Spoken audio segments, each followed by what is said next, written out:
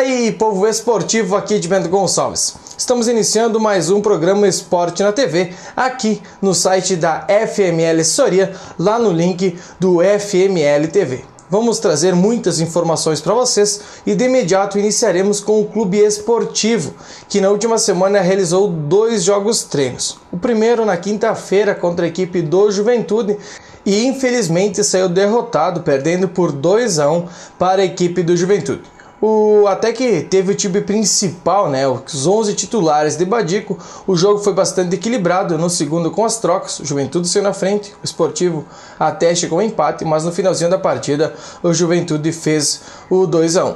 E no segundo teste, do último sábado, jogando em Novo Hamburgo contra o time da casa, foi vencedor, né, pelo placar de 3-2. Pelo que deu para avaliar nesses amistosos, nesses jogos treinos, como é chamado, né, é que o Esportivo tem condições, tem um time bom, né, dá para brigar pela, vamos dizer assim, pela classificação, depois novamente até chegar ao quadrangular. Claro que não tivemos o parâmetro de equipes de divisão de acesso. E esse nós teremos na próxima sexta, quando o Esportivo joga aqui em Bento Gonçalves, na Montanha dos Vinhedos, contra a equipe do Guarani de Venâncio Aires. Primeiro jogo é aqui, depois na volta, na próxima semana, o jogo fora, que aí sim, amistoso, com camisa de jogo, enfim, bem bonitinho, bem certinho, para nós podermos avaliar como será o ano do Clube Esportivo. Como eu já falei, né, até aqui tem surpreendido positivamente.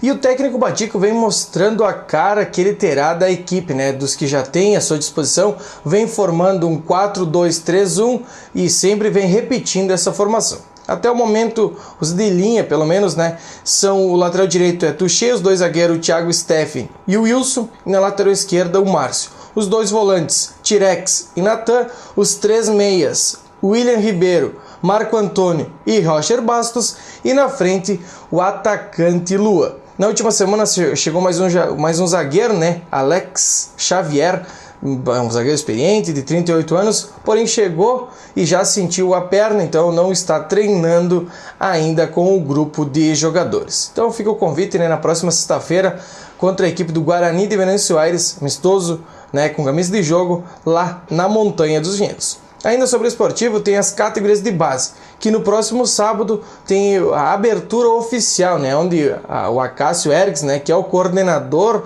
das escolinhas, apresentará toda a sua equipe de trabalho, enfim, o planejamento, tanto para as escolinhas como para a categoria sub-17, essa que também disputa o Campeonato Gaúcho de futebol, né? O Márcio Ebert foi confirmado, né? Ele fez um belo trabalho lá no Inter da Leopoldina como técnico, e o Marcelo Nunes será o preparador físico e também auxiliar de Márcio para essa categoria. Lembrando que na próxima semana também já tem o início das avaliações da categoria sub-17, né? Quem for nascido em 99 e 2000 pode ligar lá no clube, fazer a sua inscrição e fazer parte da equipe do Esportivo sub-17 durante o ano de 2016. Para encerrar, né, o futebol gaúcho, enfim, o Campeonato Gaúcho tem rodada no meio de semana. O destaque negativo, vamos dizer assim, foi a demissão do técnico Benhur Pereira, o primeiro técnico a cair,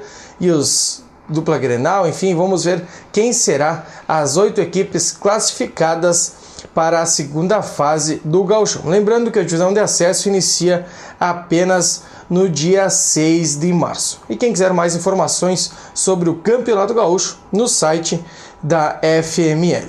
Vamos por outra equipe, né? O BGF, time de futsal aqui do Bento Gonçalves, não tem ainda, não começou a treinar, tem a data de apresentação dia 1º de abril e o início das competições dia 16 de maio, porém já começou a fazer a montagem do elenco. Primeiro foi o anúncio do técnico Vander, dos jogadores que já foram anunciados: Dani, Capa, Kevin, Paulo Renato e Fernandinho. Esses já foram anunciados. Tem o problema do Paulo Renato, que acertou com o BGF e agora quer jogar por um time da série bronze, porém a diretoria disse que não irá liberá-lo. Então o Paulo Renato segue entre os nomes dos jogadores da BGF. E foi anunciado também 3 da base que seguirão na equipe adulta: Christian Pará e também o Viana. E ontem foi anunciado Kelmo Bonato, ele que era o preparador físico, segue na equipe, e além de ajudar o técnico Vander na equipe adulta, também trabalhará nas categorias de base.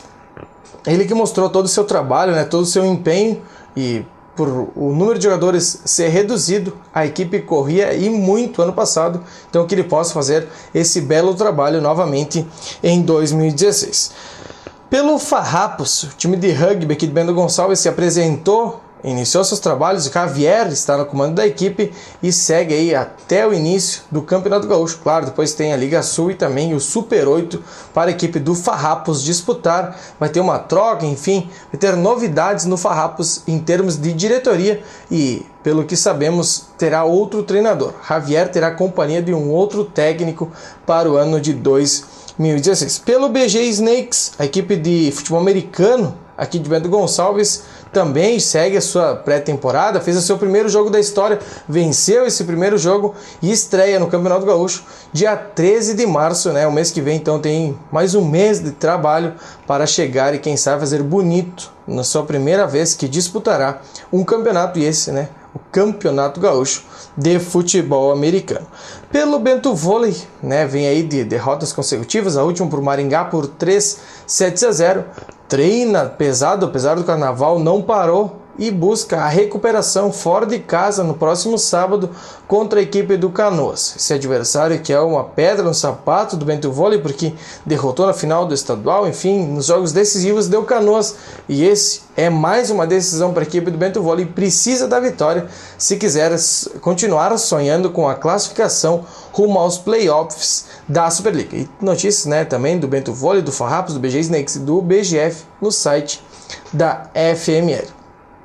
E um belo espaço do nosso programa e também do nosso site é para as competições amadoras. Vamos começar falando da Copa Parceria, que teve início no último sábado com uma chuva de gols, uma organização de se espelhar e belos jogos dentro de campo. O destaque foi para a equipe do Parceria, que é quem organiza essa competição, e empatou em 2-2 contra a equipe do Gaúcho, depois de estar perdendo por 2-0, buscou o empate. Outro jogo dessa chave foi o Ser Amigos contra o Glória. O Ser Amigos venceu pelo placar de 5-1 e o Ser Amigos lidera a chave B. Na chave A, que foi realizada em Alto Feliz, Real Riso 1, Barcelona 7, destaque para o Ilha Castanhete, que fez 5 gols na partida, e também União Real 4, Servindima A 3. O Barcelona, devido aos critérios de empate, lidera a chave A. E na chave C, no campo do Santos, Titânios 3, Vindima B 0, La Coruja 3, Azulão também 3. A equipe do Titânios lidera a chave C da Copa Parceria. Teremos a continuidade no próximo sábado, a FML vai estar acompanhando mais uma vez de perto, e graças aos patrocinadores da Copa Parceria. Tem aí a Trincaferro Aviário, Facas Artesanais também Trincaferro, a Zetec Equipamentos Industriais, Churrascaria Ipiranga, Empreiteira Fleck e Solucione Imóveis. Aí são as patrocinadoras da Copa Parceria. Falando em Copa, a Copa Amizade, que na última quinta-feira foi uma chuva de informações. Teve a reunião da segunda divisão da Copa Amizade. 19 equipes estiveram presentes nessa reunião, que não foi definido muita coisa. Apenas aí a entrega de ficha, o início deve ser lá pela segunda quinzena de março, mas a principal reivindicação é quanto aos rebaixamentos da primeira divisão, que a secretaria anunciou que não teria nenhum, porém os da segunda divisão querem que haja rebaixamento. E o novo, do coordenador das competições, Eduardo Paixão, irá marcar uma reunião com os times da primeira e também da segunda divisão para discutir se será mesmo mantido. Olha, na minha opinião, duas situações têm que ser alteradas ou confirmadas. Uma delas é a primeira e a segunda divisão ter jogos simultâneos. O primeiro jogo da tarde da Série B, ou da segunda divisão, ou da divisão de acesso, como queiram chamar, e o segundo jogo da tarde com a primeira divisão. Para termos aí os jogos, nós principalmente, quem quiser torcer, ver os jogos da segunda e depois da primeira divisão, não deixar isolado, a segunda num campo e a primeira no outro, porque muitos vão dar mais valor, é óbvio, à primeira divisão. E outra, que se puder trocar essa fórmula de disputa de todos contra todos, além da quantia de jogos que tem a mais quase dobra o número de jogos, e no momento de crise nós poderíamos diminuir custos, e além de mais que teria um mata-mata, oitavas, quartas, semifinais e a grande final, que aí sim lotaria mais uma vez os campos, né, ou o campo que será sediado a final, como é tradicional da Copa Amizade, sempre lotar principalmente a grande final. E que a fórmula da primeira seja repetida na segunda divisão e que tenha o mata-mata. A segunda divisão não tem números de equipes, né? Não tem número fixado, vai ter 12, 15, 18, 20, enfim, terá um número par, né? Que provavelmente, e não tem ainda a definição quanto ao número de inscritos. Nessa próxima reunião deverá definir mais coisas com os integrantes da primeira e também da segunda divisão. Para encerrar os assuntos amadores, domingo inicia a 25ª edição do Torneio de La Pinta, lá em Pinto Bandeira. O próximo domingo é da fase classificatória. No dia 21 tem a repescagem das equipes que perderem no domingo, e no dia 28 a grande final. Aí sim conheceremos quem será o campeão da 25ª edição do Torneio de La Pinta, que é realizado lá em Pinto Bandeira com a organização do Rosário, né, lá no campo do Rosário. Então, mais uma vez, a competição, né, a tradicional torneio de verão, depois de ter acabado Santa Teresa, agora é a vez do de La Pinta. E também, a partir de agora, teremos informações do Campeonato de Carlos Barbosa, que inicia. Teremos a Taça Brasil, que é realizada lá em Carlos Barbosa, no ginásio da ACBF. Então, fique ligado que muitas informações aqui no Esporte na TV, no site da FML. E também, durante essa semana, teremos a entrevista com o Márcio Ebert, treinador da equipe Sub-17, e vamos estar conversando com ele do seu planejamento para o ano de 2016. Tá certo? Então quem tiver mais interessado, quem estiver mais ligado, é só acompanhar nosso site, é www.fmlssoria.com.br, e eu volto aqui com mais informações durante a semana. E desde já agradeço, né, a companhia, todos que vêm assistir nosso programa, e desejo uma boa semana a todos.